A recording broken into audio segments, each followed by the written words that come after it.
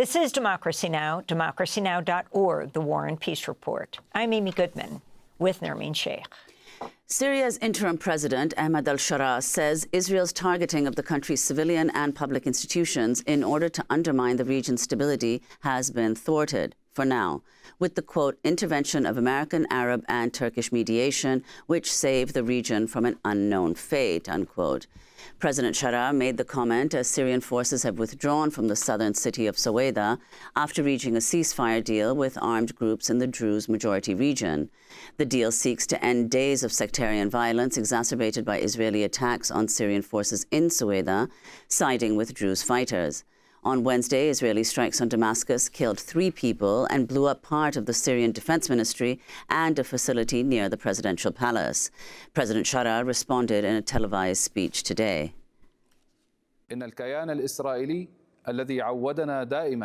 Israel, which has been targeting our stability and creating discord among us since the fall of the former regime, is now seeking to once again transform our pure land into an arena of endless chaos.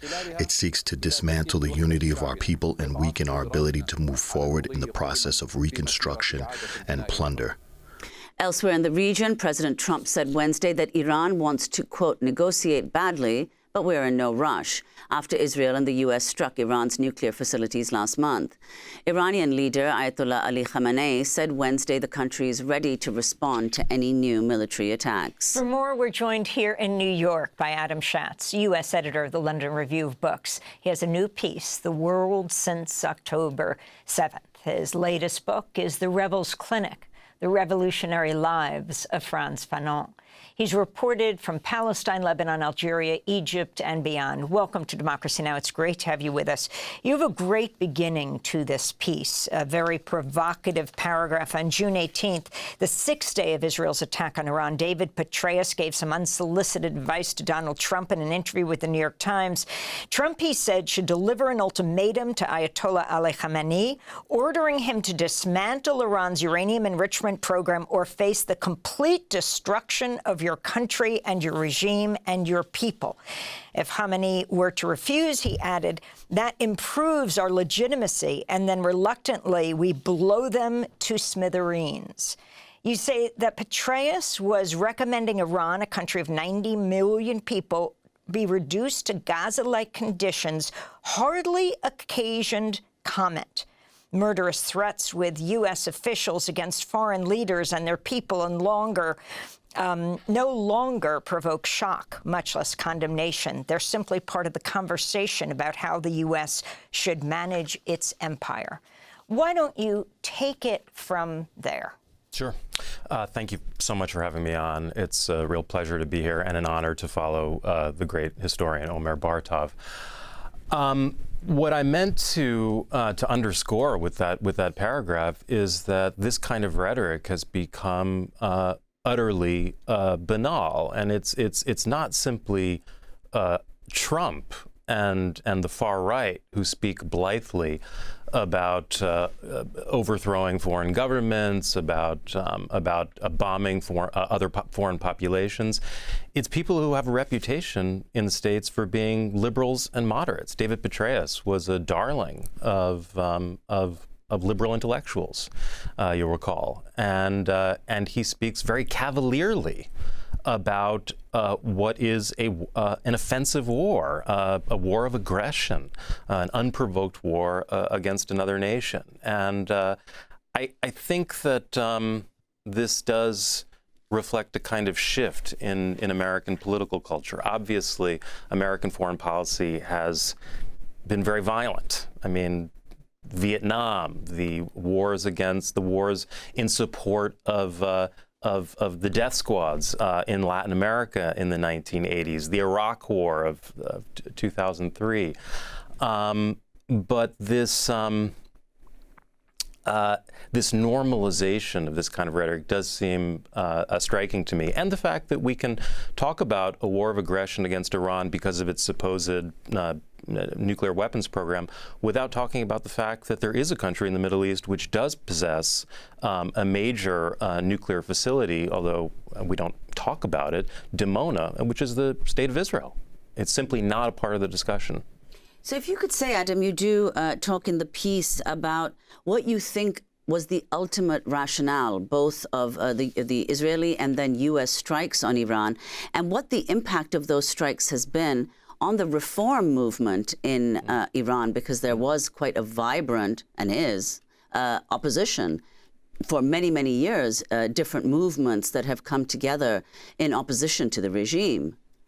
Well, I mean, I think it's important to recall that 10 years ago, 2015, there was the Iranian nuclear agreement signed by Iran, by countries of the EU, by the United States, the Joint Comprehensive Agreement, and 3 years later, Donald Trump decided to withdraw from it, even though, by all accounts, the agreement was working. So there was a diplomatic option for ensuring that Iran's nuclear enrichment program would be directed to peaceful ends. In my view, the attack on Iran was a war of opportunity. After Israel decapitated the leadership of Hezbollah last fall, in a sense, a war with Iran was almost a foregone conclusion, because Hezbollah had provided a kind of shield, a bulwark against a potential Israeli strike. And in fact, arguably, the attack on Iran was modeled on the war against Hezbollah in Lebanon in October of 2024, which led, of course, to the assassination of Hezbollah's General Secretary Hassan Nasrallah. I think that the primary motivation for attacking Iran has to do with Israel's determination to settle accounts with any force in the region that might challenge its domination, that might provide support for Palestinian organizations resisting the occupation. And Iran had relationships with Hamas and with Islamic Jihad. I think that was a much more important factor than its uranium enrichment program. And what do you think, Adam? I mean, because, the American strikes also ostensibly, they did attack 3 nuclear enrichment sites in Iran, but according to a recent U.S. assessment, which was just reported today by NBC, in these strikes, only one of the 3 nuclear enrichment strikes was mostly destroyed, setting work there back significantly, but the 2 others were not as badly damaged, which raises the question of whether there will be additional strikes either by Israel or the U.S. Well, the Israelis have threatened to carry out additional strikes, and it's possible that they, in fact, prefer this arrangement, where the merest sign of an Iranian effort to enrich uranium beyond acceptable levels or to pursue a weapon will be met with further Israeli attacks. This situation may be preferable to the Israelis to any kind of diplomatic agreement. And just to return to the question that you raised earlier about the Iranian reform movement, during Israel's attack on Iran, Benjamin Netanyahu made a public appeal, a video appeal to the Iranian people, claiming that Israel was a kind of liberating force and urging Iranians to overthrow the regime. There was even talk, of course, about assassinating the supreme leader, Khamenei. In the initial hours, perhaps even days of Israel's attack, there were Iranians inside Iran who were pleased that certain members of Iran's leadership, of the Revolutionary Guard, were killed in targeted strikes because there is tremendous discontent in Iran. The regime is widely hated. But when it became clear that Israel's campaign was extremely violent, was indiscriminate, and that hundreds of people, and eventually probably about 1,000 people, were to be killed in attacks in civilian neighborhoods, Iranians concluded that they had no wish to be liberated by Israel, by a state that, moreover, has been committing genocide in Gaza. And I think that perhaps the attack that most alarmed and disturbed Iranians was the attack on Evin Prison. I mean, the idea that Israel was attacking the very people who had suffered most under the Iranian regime. So, Adam, I want to go. I mean, let's talk more about, what precisely Israel has been doing in Gaza and, the regional implications that you've just spoken of. But one of the things that you mentioned in the piece that is very interesting, which is the rise of organized crime in Gaza, encouraged by Israel. You quote Netanyahu as saying, quote, "We activated clans in Gaza that oppose Hamas. What's wrong with that?" he said. You write in your piece, quote, "As much as forced displacement, killing, starvation, and humiliation, the promotion of criminality, of a lawless gray zone of the kind evoked by Primo Levi, in which members of a persecuted group are enlisted to police, brutalize, and at times kill their own, has become a defining feature of Israel's rule inside Gaza." The reference to the gray zone by Primo Levi is, of course, from his collection of essays, The Drowned and the Saved, which is, in fact, an account of his time in Auschwitz.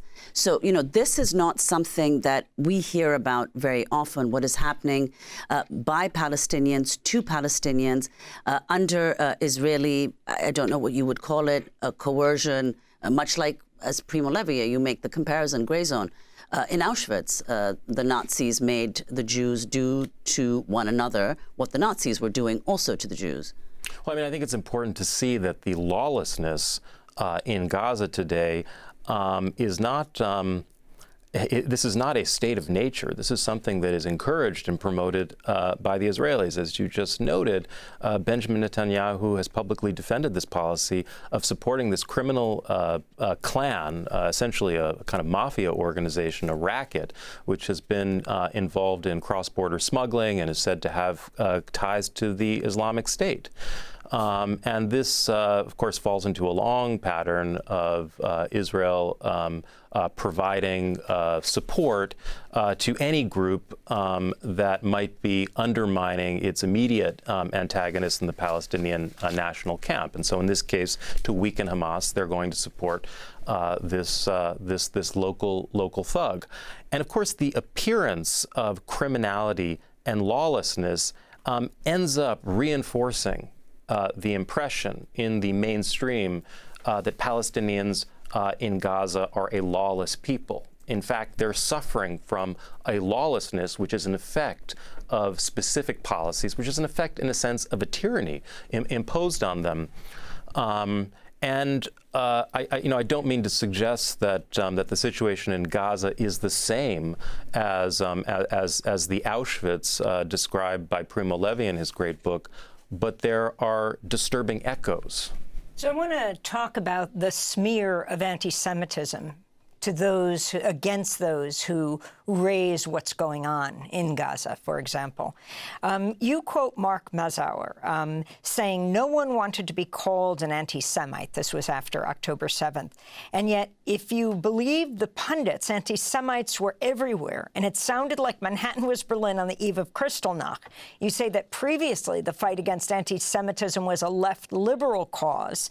How do you trace the trajectory from that moment to this one, when those leading the crusade against anti-Semitism are very much on the right, and the appeal of Israel to places like, well, the far right in France and Hungary and other places? Not only are they on the right, Amy, but these are people who often themselves make highly anti-Semitic statements and who consort with notorious anti-Semites like Nick Fuentes and Kanye West, and somehow very shamelessly they get away with it. It's quite extraordinary. I mean, I think this has historical roots. This began really in the 1970s when pro-Israel organizations and writers began to promote the idea of a new anti-Semitism, by which they meant criticism of Israel. And there was a campaign to equate any criticism of Israel's policies, of the occupation, of Israel's expansionist wars, to hatred, to equate this with hatred of the Jewish people, and to smear criticism of Israel and anti-Zionism as inherently anti-Semitic. So this has deep historical roots, but clearly it's been on steroids in the last decade or so. And far-right organizations and leaders, I think, have found that that by weaponizing the charge of anti-Semitism, it's much easier to weaken the institutions that they already despise. Those institutions being the university, democracy, immigration, for example. Anti-Semitism has become an incredibly potent tool to dismantle what remains of U.S. democracy. And we see far-right organizations in Europe which have drawn inspiration. Of course, there's a lot of overlap between these groups. There is a kind of right-wing international. But I think what we also have to emphasize is that there is a deep attraction on the part of far-right leaders and movements to Israel as a state, because Israel is an ethno-national state based on racial exclusion, based on policies of oppression, of dispossession, of apartheid. And for that reason, Israel has a strong appeal to these right-wing organizations, and leaders who love deportations, who love building walls. Israel is seen as a kind of model. Well, Adam Shatz, we thank you so much for being with us, U.S. editor of the London Review of Books. We'll link to your piece, your latest one, The World Since October 7th. And we're going to have you back to talk about your book, The Rebels Clinic, The Revolutionary Lives of Franz Fanon. That does it for our show. I'm Amy Goodman with Nermeen Sheikh. Thanks so much for joining us. Thanks for watching Democracy Now! On YouTube. Subscribe to the channel and turn on notifications to make sure you never miss a video. And for more of our audience-supported journalism, go to democracynow.org, where you can download our news app, sign up for our newsletter, subscribe to the daily podcast, and so much more.